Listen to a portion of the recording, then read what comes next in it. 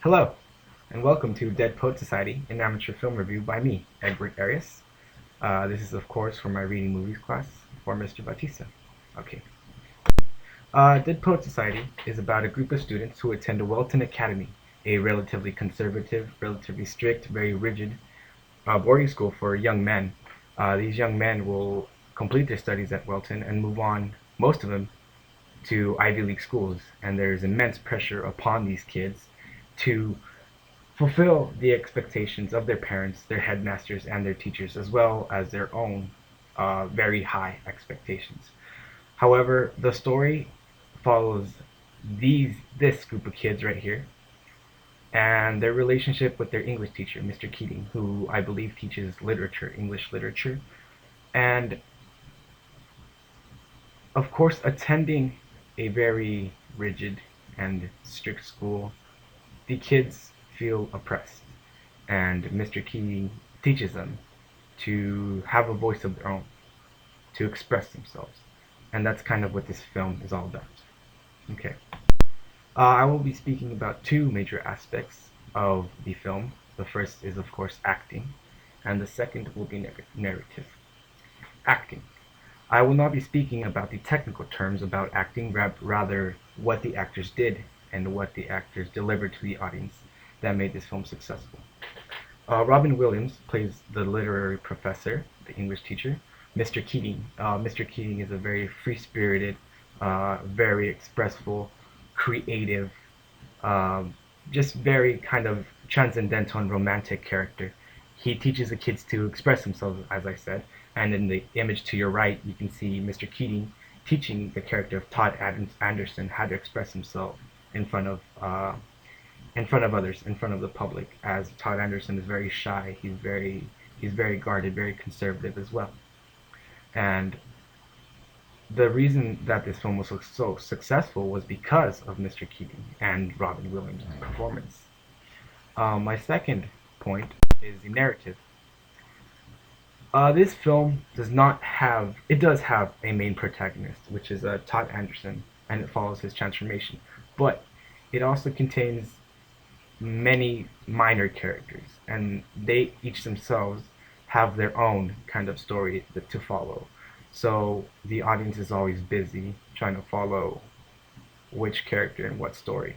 For example, Mr. Knox is in love with the girl who does not attend the school, and I do believe it is against the girl's parents' beliefs to date a student from another school.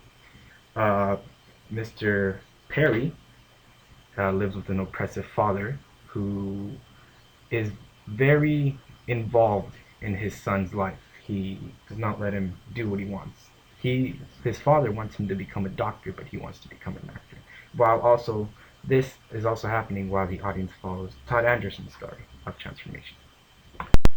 Okay, now moving on to themes. Of course, one of the biggest themes in this movie is seize the day, carpe diem.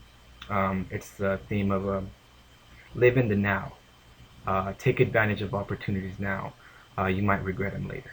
However, there are two other themes that I'd like to talk about. The first one is knowing one's identity is key to one's happiness.